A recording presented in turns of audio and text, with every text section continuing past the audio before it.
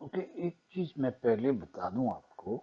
एक छोटा सा कॉन्सेप्ट आपको मैं रिवाइज करा दूं। ये देखिए, ये जो आपके पास डायग्राम नजर आ रही है ना आपके पास, तो what we can name here is universal set is represented by the rectangle. Then we have one, two, three, and four subsets, four parts. That universal set is divided into four, you can say, चलिए मैं इसको letters देता हूँ, A B C and D, four unique parts, different parts हैं ना आपके पास। तो एक कॉन्सेप्ट ये होता है बेटा कि आपको मैं एक बताता हूँ कि फॉर एग्जांपल अगर मैं यहाँ पे लेता हूँ दो,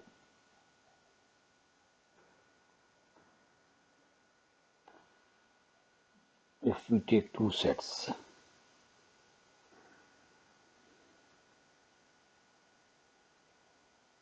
क्या हो रहा है,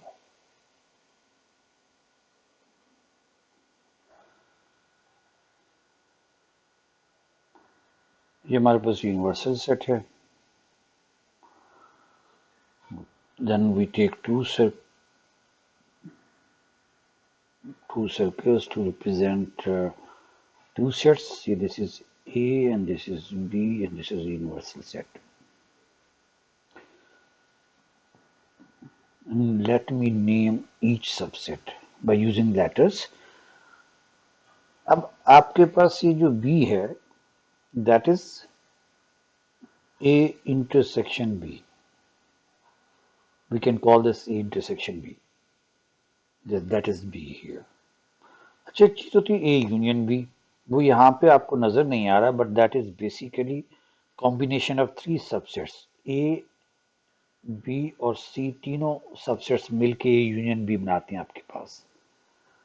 और ये जो सी वाला पार्ट है, ये आपके पास ए से बाहर यानी ए कॉम्प्लीमेंट, बट ए के कॉम्प्लीमेंट में तो डी भी आता है, इंटरसेक्शन सी हो गया आपके पास।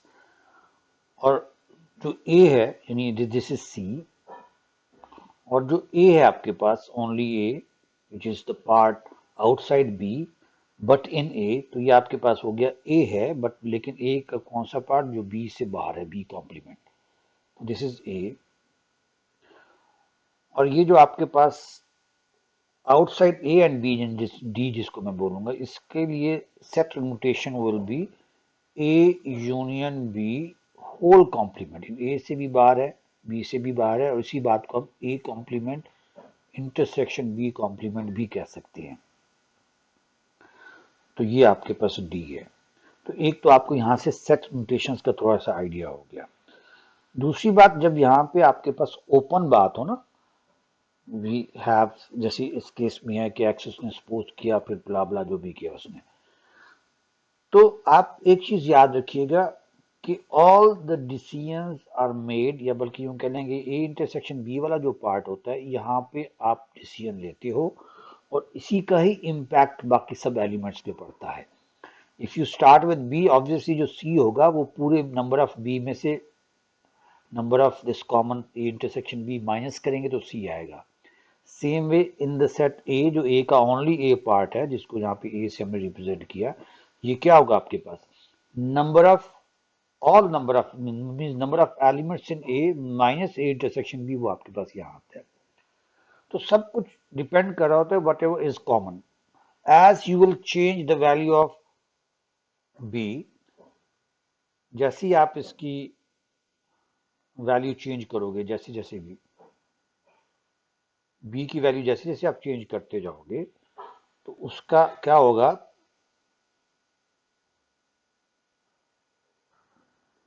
that will impact on other values। ठीक हो गया जी। अब अगर आप b की मैक्सिमम पॉसिबल वैल्यू, ये तब तब है जब आपके पास कोई भी वैल्यू फिक्स नहीं है। If any one of these values are fix, तो फिर तो आप उसी पे डिपेंड करेगा ना।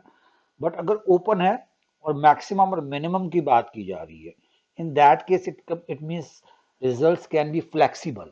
मैक्सिमम और मिनिमम तभी पूछा जाता है ना then when we have more than one options. In this case अगर आप बी यानी ए इंटरसेक्शन बी को अगर आप मैक्सिमम रखेंगे तो आपके पास ये जो ए यूनियन बी है ये मिनिमम हो जाएगा, automatically that will be the minimum one.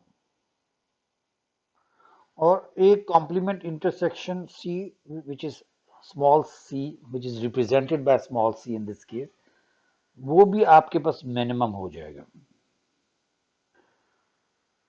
और a small a which is a intersection b complement only a, ये तीनों वर्ड्स यूज हो सकते हैं, वो भी मिनिमम होगा आपके पास।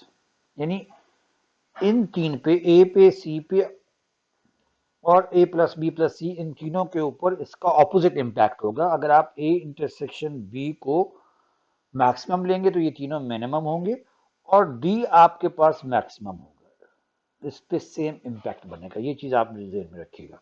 और इसी तरह अब आप रिड्यूस कर सकते हो कि अगर आप ए इंटरसेक्शन बी मिनिमम रखेंगे तो ये तीन तो मैक्सिमम हो जाएंगे,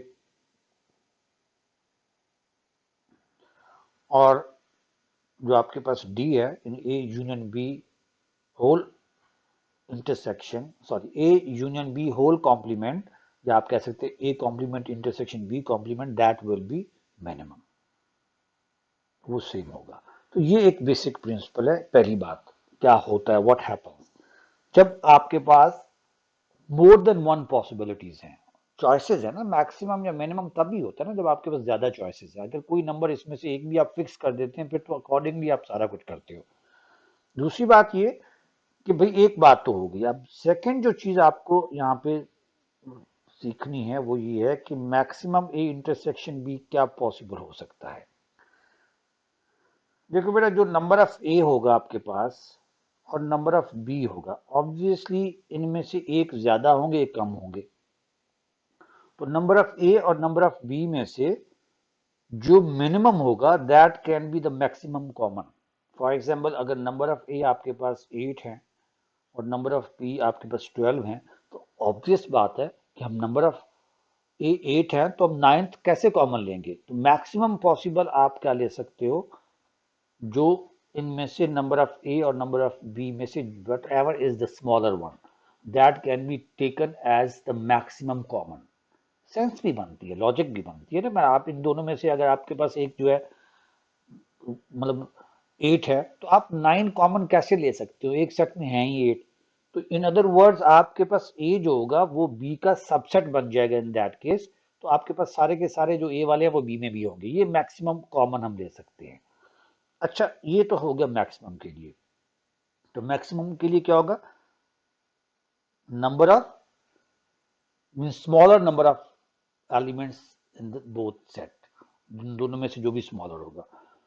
मैक्सिमम के लिए हम क्या करेंगे, ये है सॉरी मैक्सिमम की बात कर रहा था यार, ये सारी चीजें आना शुरू होती मैं सारा बोल जाता हूँ distract. Anyways, maximum from the both smaller number of elements can be taken as maximum. Minimum में थोड़ा सा फर्क है। मिनिमम कैसे लेंगे उसके लिए थोड़ा सा आपको एक चीज चेक करनी पड़ेगी। फॉर मिनिमम आप नंबर ऑफ ए और नंबर ऑफ बी का सम लेंगे। यानी फॉर एग्जांपल यहाँ पे अगर नंबर ऑफ, यार मैं नंबर को एम क्यों लिख रहा हूँ, नंबर ऑफ यूनिवर्सल सेट अगर हमारे पास 20 है, 25 है, 26 है, 27 है, मीन्स जो ए और बी को मिलाते हैं दैट इज लेस देन और equal to number of universal set.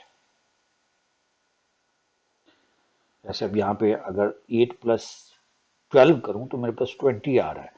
तो अगर नंबर ऑफ यूनिवर्सल सेट 20 है, 21 है, 23 है, 24 है, 25 है, तो फिर मैं then if this is then ये जो मिनिमम जो है A intersection B will be 0, otherwise the difference.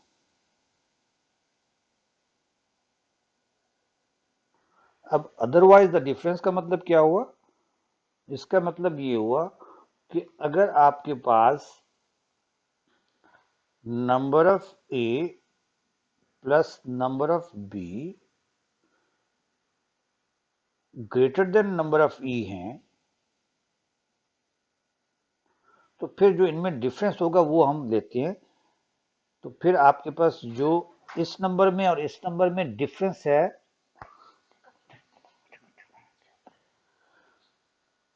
इन दोनों में जो डिफरेंस था, that can be taken as, for example अगर यहां पे मैं कहता हूं नंबर ऑफ यूनिवर्सल सेट जो है वो 15 है,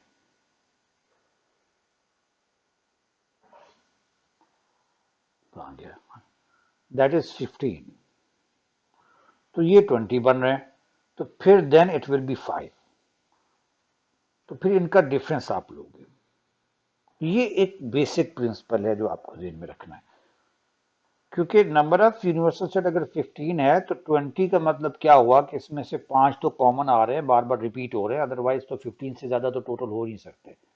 और अगर ये 20 है तो ऑब्वियसली रिपीट भी यहाँ कोई मसला नहीं है, हम उसको कह सकते हैं 0, तो 88 वो सेपरेट है, 12 मैक्सिमम आपके पास 0 आ सकता है, सॉरी मैक्सिमम नंबर जो है वो 0 हो सकता है, मैक्सिमम क्यों बोल रहा हूँ, मिनिमम 0 हो सकता है। ठीक हो गया, समझ आई बात की। यहाँ पे उसने कहा the least possible value of X, तो least possible value of X के लिए क्वेश्चन जब भेजते हो कम से कम साफ तो भेजा करो यार, और वो पढ़ा भी जा सके।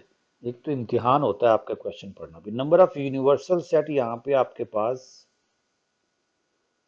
और वो भी टूड़ा मुड़ा होता है, पहले आप ढूंढो। अच्छा, in a group of 100 students 80 study Spanish, तो नंबर ऑफ एस जो है आपके पास वो है 80, और नंबर ऑफ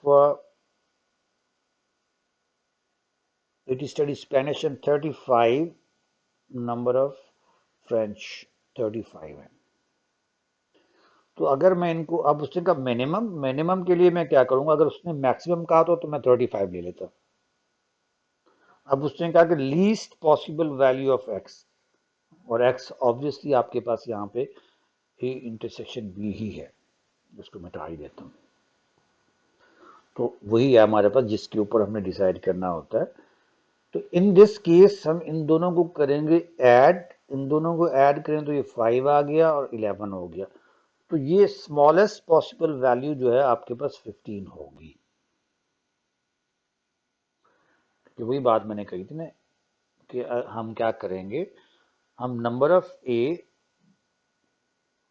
और नंबर ऑफ बी इनको ऐड करेंगे, अगर इनका सम जो है greater than number of universal set हुआ तो फिर डिफरेंस लेते हैं।